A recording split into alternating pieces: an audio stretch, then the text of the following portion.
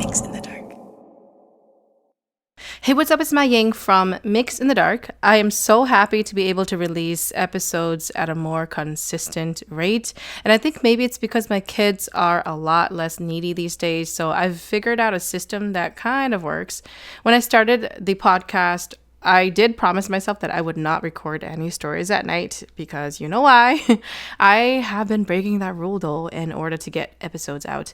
It could also be that I've become used to scary stories and I feel I've just gotten a lot stronger just within myself and spiritually. I'm just a lot less scared these days. Knock on wood, I still don't want to see anything, so don't come for me. I do have an update. I want to announce that I am now in the top 2% of the most listened to podcasts in the world. And that number may not mean much to anyone, but it means a lot to me, as my goal is to inform and to teach others about the Hmong culture, as well as get a chance to hear and learn from other cultures through storytelling. So this is huge for me. This would not be possible without all of you listeners. So I thank you so much for tuning in and checking in daily. I've also had a good flow recently of non-Hmong stories come through. And so I'm super excited to share all of that with you. This story set contains experiences sent to me by people who believe they saw ghosts when they were little. One of the stories in here has been told before, but I thought I'd try with it again because it was published by itself, and at the time it was just extremely short, and because of that, I felt it kind of fell under the radar. Anyway, enjoy the stories.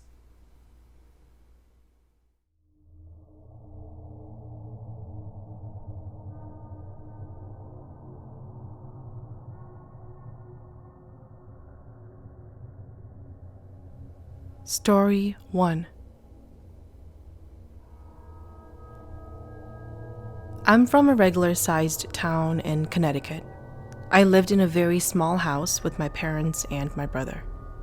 Before we lived in Connecticut, I lived in Chicago. I moved when I was 3. One day my mom, my dad, my brother, and I were out eating at a restaurant. I told my parents that on some nights I played with my friend Mabel. My parents didn't know anyone in our area that had a kid named Mabel. My mom questioned me about when I typically play with her, and I responded, "After you go to sleep." My mom then asked me what games we played. I said that we always played hide and seek. And then I said something that was probably the scariest to my parents. I said, "She always hides right outside my window." The thing was, my window was impossible to open. It had been nailed or glued or something so that it couldn't be opened. My parents asked what she looked like, and I gave the description of a girl a few years older than me, wearing her long black hair down and having a nice white dress. So basically, I just gave the description of the girl from The Ring. Thinking back, I don't remember playing with Mabel. All I remember is a girl right outside my window. Maybe we did play hide and seek. Maybe not. I don't know. But I do know that that house was haunted. When I was 5, I woke up in the middle of the night and walked to the bathroom. As I walked back, I noticed something at the bottom of the stairs. To give you a picture, my room was like 15 steps away from the bathroom, and in between my room and the bathroom was the staircase. Anyway, at the bottom of the staircase, I saw the same description of the girl I described earlier when I was 3. So like anyone else, I ran to my room and hid under the covers until I fell asleep. When I told my parents the next day, they did not believe me. When I was 8, in the middle of COVID, we moved to Minnesota to be closer to relatives. We moved in the middle of summer, so only after a month and some change, it was my sister's birthday. That was the year she got a rocking deer. It was like a rocking horse, but it was a gray deer with white spots that also matched a stuffed animal she got. Still to this day, when I run past the room, I see a little girl playing on it. Then, when I walked back towards it to see if it's there, the little girl is gone, and the deer is not rocking. Also, a little after we moved, I was in my bed looking at my door. This was like 8 p.m., so I had just turned the lights off for like 10 minutes. I had probably like 10 stuffed animals in my bed, and I was snuggling all of them. Anyway, I looked at my door and I saw a figure through the crack that's still open. It was a tall man in a suit. He looked at me, I looked at him, and then I saw the door move and open only a tiny bit before he vanished. A couple of months later, my brother claimed to have seen a young woman in her wedding dress looking at him from behind a chair in his room. I don't know if that's real, but I trust my brother in what he says. This one is a lot more recent, as it was just a week ago. My cousins were staying with us, and I was voluntold to put one of my cousins in my room. Thus, I slept on a cot in my brother's room. That day, I decided to take a little nap because I was a bit tired and my cousins were down for a nap, so I didn't see why I shouldn't. So I go upstairs, I get snuggled in, and suddenly, I see 5 figures. There was 1 in the front and 4 behind them. The front figure was wearing a long white robe with a hood on their face, shrouding their features in shadow. Same with the ones behind them, but they were wearing black cloaks. I was paralyzed, so I simply closed my eyes and eventually fell asleep. When I woke up, they were gone. Story 2.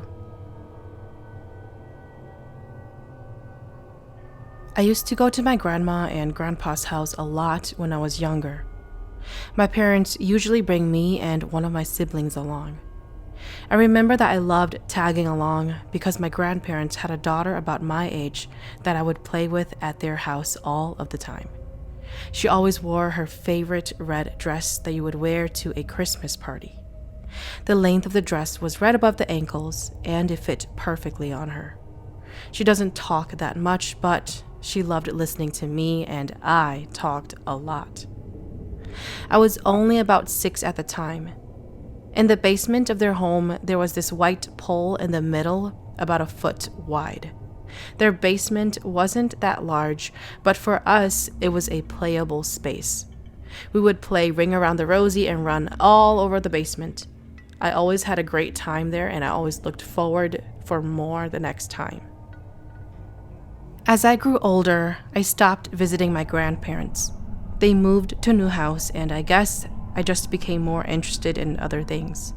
I didn't visit as often as I used to anymore, and even if I did, I was busy watching Korean drama series on our portable DVD player. I remember in the 6th grade, my mom received a phone call from my grandma that my grandpa had passed away. He lived to be well over 100. Our family decided to pay a visit. You know how after a few years of not being in contact with a friend, you're kind of awkward and shy, and if you see each other, you try not to make eye contact with each other. Well, that was me on the sofa, just waiting for my friend to happen by. I wondered what I would say to her. I wondered how she was feeling. I wondered what my friend would look like after all of these years. I haven't seen her for a long time. I never did get to see her. I figured she was feeling sad and didn't want to interact with us. We left.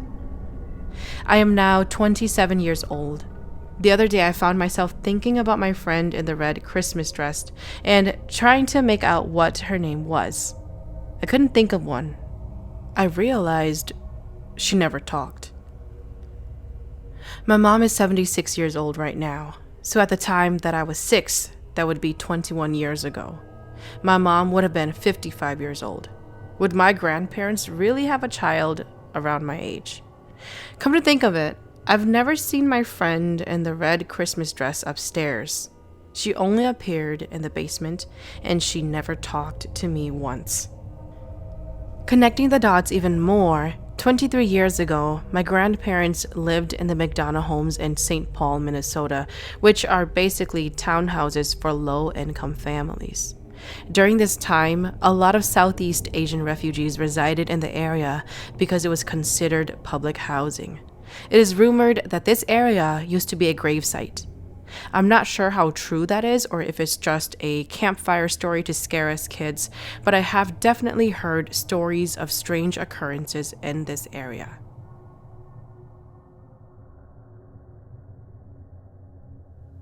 Story 3.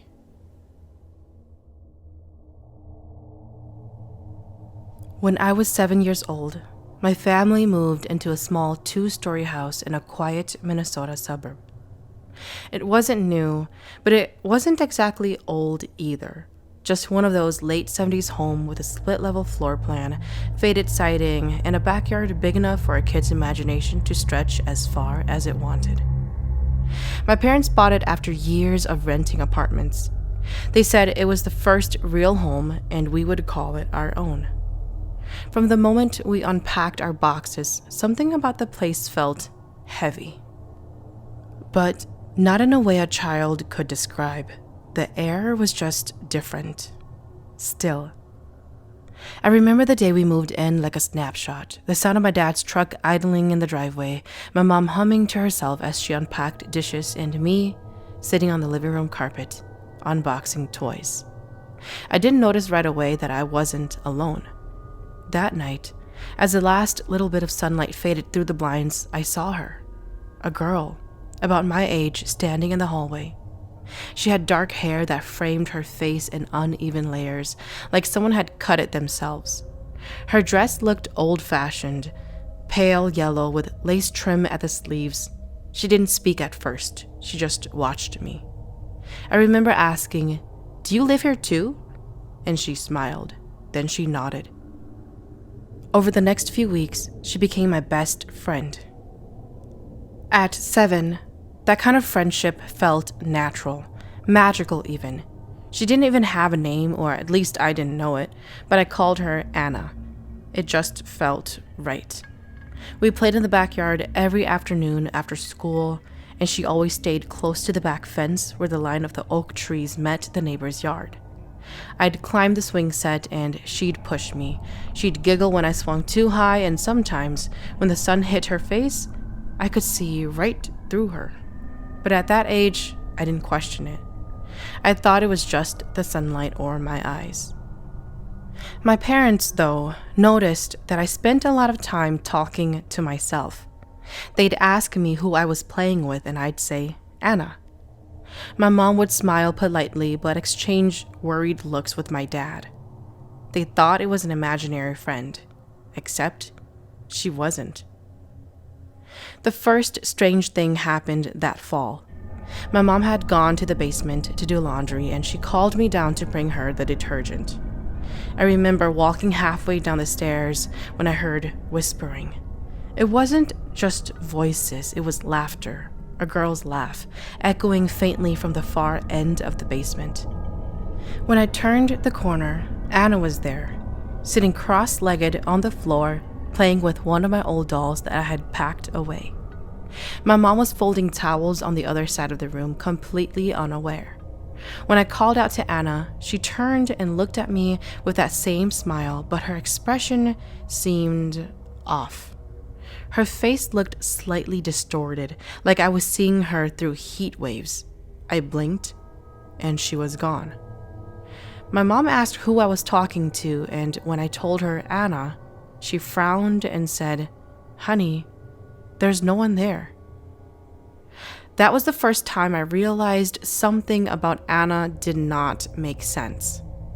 Still, I couldn't stay away. She showed up when I was alone, usually in the back hallway that led to my bedroom. Sometimes she'd appear behind me in the mirror when I brushed my teeth.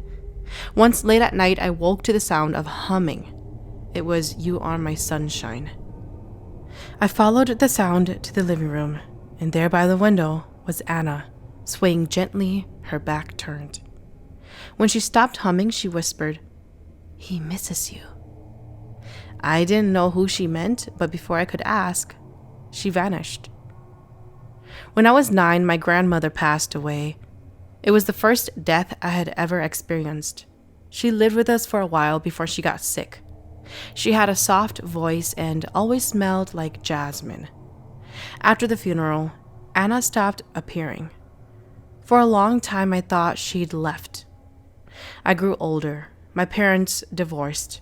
We moved out of that house when I was 12. I went through high school, college, and adulthood.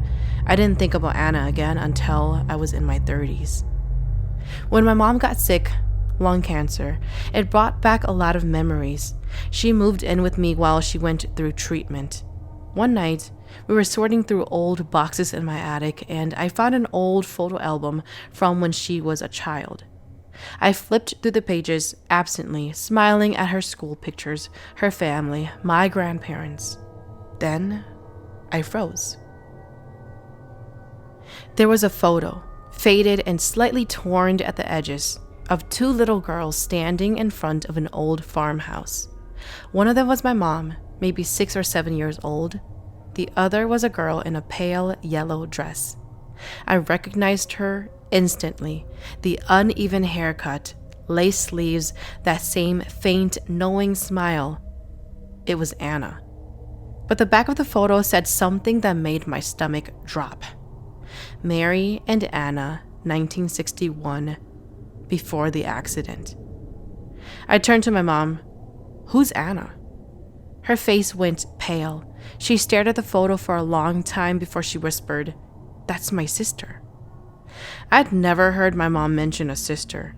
She swallowed hard and said quietly, "She died when she was 8. Car accident. We were playing near the road. I ran back to get my doll and she didn't make it. When your grandfather passed away, he said that he would go find Anna." The room fell silent. I remember the sound of my heartbeat, fast and heavy in my ears. I couldn't tell her that Anna had been my friend, that she had lived in that house with us, that she pushed me on the swing, and that the only words she ever spoke were, "He misses you," probably referring to my grandpa.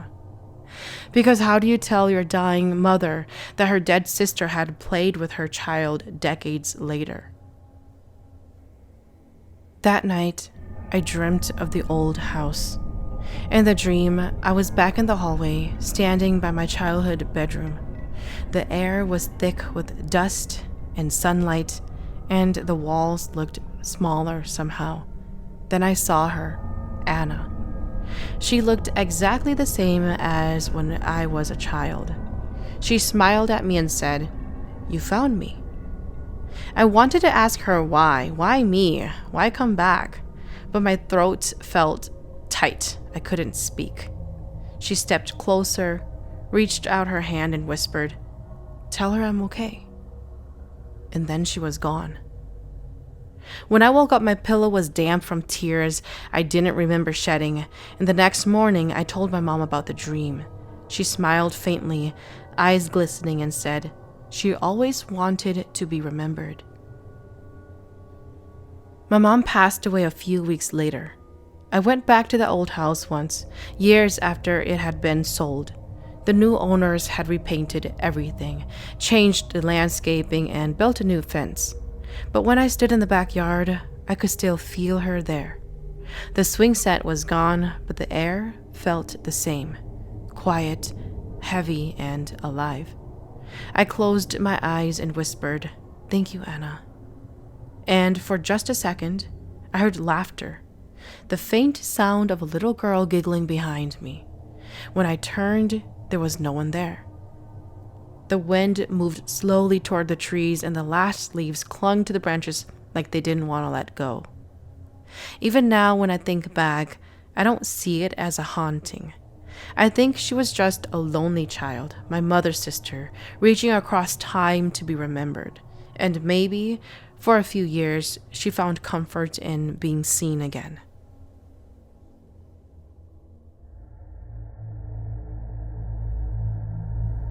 Thank you for listening to Mix in the Dark. I am your host, MaiYang. Mix in the Dark is available on Spotify, Apple Podcast, or wherever you listen to your favorite podcast series. If you have a story that you would like to share, please send it to myxinthedark@gmail.com. If there's a story that you really enjoyed, feel free to hit up my tip jar on Venmo. Just search Mix in the Dark on the business tab.